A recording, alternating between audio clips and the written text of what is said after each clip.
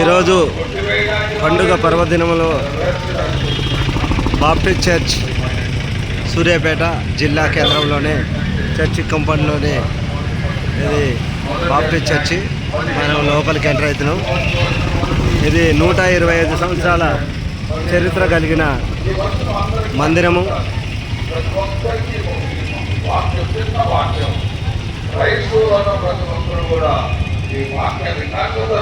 సుమారుగా 7,000 మందికి పైగా ఇందులో పాల్గొంటారు. పాపులను రక్షించుటకు క్రీస్తు యేసు ఈ లోకముకు వచ్చెను. పాపులను రక్షించుటకు క్రీస్తు యేసు ఈ లోకమునకు వచ్చెను. ఎవరైనా హూ ఇస్ దిస్ జీసస్? ఆనాడు బెత్లెహేములో పుట్టి ఒక చిన్న పశువుల తొట్టిలో పరుండబెట్టి పొత్తి గుట్టలతో చుట్టబడి ఉన్నటువంటి ఈ యేసు ఎవరు? Who is this? Who is this? ఎవరైనా ఈయనెవరంటే పాపులను రక్షించడానికి వచ్చినటువంటి యేసుక్రీస్తు. ఈయనెవరో కాదు, పాపులను రక్షించుటకు ఈ లోకానికి వచ్చినటువంటి యేసుక్రీస్తు. ప్రియమైనటువంటి దేవుని బిడ్డలారా, ఎవరు పాపులు? ఎవరు పాపం లేని వారెవరు? పాపం చేసిన వారెవరు? ప్రియమైనటువంటి దేవుని బిడ్డలారా, పాపము అనేది దానికి ఇంకా తేలిక చెప్పాలంటే అతిక్రమము అనే మాట, అతిక్రమించుట అనే మాటలు. ఏదైనా ఒక దాన్ని నువ్వు అతిక్రమించుచున్నావు అంటే నువ్వు పాపంలో ఉన్నావని అర్థం. Missing the mark. PT Usha మీకు ఎంతమంది తెలుసు నాకు తెలియదు. పరుగు పందెంలో ప్రపంచంలో ఉన్నత క్రీడాకారిణిగా ప్రపంచ కప్పును గెలిచినటువంటి క్రీడాకారిణి పిటి ఉషా. మన దేశం చెందినటువంటి పరుగుల రాణి ఆమె పేరు పిటి ఉషా. ఒకసారి ఓడిపోయింది. చాలా చక్కగా పరిగెత్తేమా. ఒకసారి ఓడిపోయింది. ఆమె ఓడిపోవడానికి కారణం ఏంటంటే ఆమె పరిగెత్తలేక కాదు, ఆమె చాలా స్పీడ్గా పరిగెత్తింది. కానీ ఆ పరుగు పందెంలో మార్క్ ఉంటుంది, వైట్ మార్క్. ఎవరైనా సరే ఆ మార్కులోనే పరిగెత్తాలి. తెల్లగా మార్క్ చేసి ఉంటుంది, ఆ మార్కులోనే పరిగెత్తాలి. ఎవరైనా పరిగెత్తినా ఆ మార్క్ దాటకూడదు.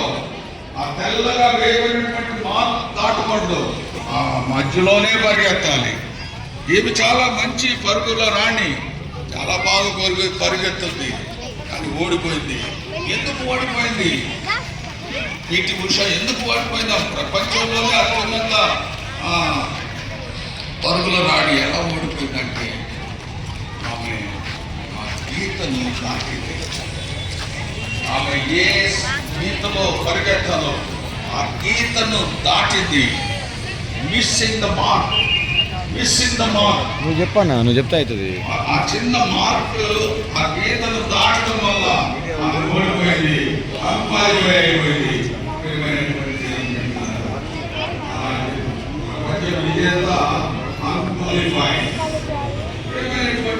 పాపం అంటే మీరేదో ఊహించుకోకండి.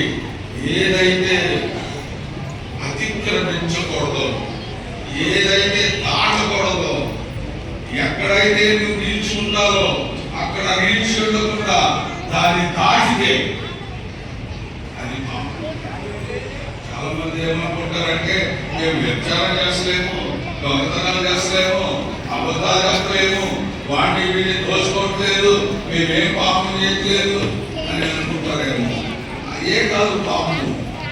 What is against to God? What is against to God? What is against to the Bible? అది పాపమే.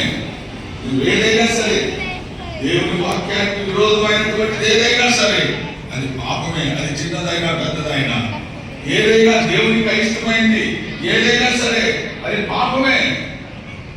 విశ్వాసం నుండి తొలగిపోవడం అది పాపం. చాలా మట్టుకు చాలా మంది తెలియకుండానే పాపంలో పడిపోతా ఉంటారు, తెలియకుండానే పాపంలో పడిపోతా ఉంటారు, పాపంలోనే జీవిస్తూ ఉంటారు. ప్రియమైనటువంటి దేవుని బిడ్డలారా, అందుకనే ఆ యూదులు ఏమంటారంటే మేము పాపం చేయడం లేదు అని వాళ్ళు అతిశయంగా చెప్పుకుంటూ ఉంటారు. ప్రియమైనటువంటి దేవుని బిడ్డలారా, మిస్సింగ్ ద మార్క్. ఆజ్ఞను అతిక్రమించడమే పాపం.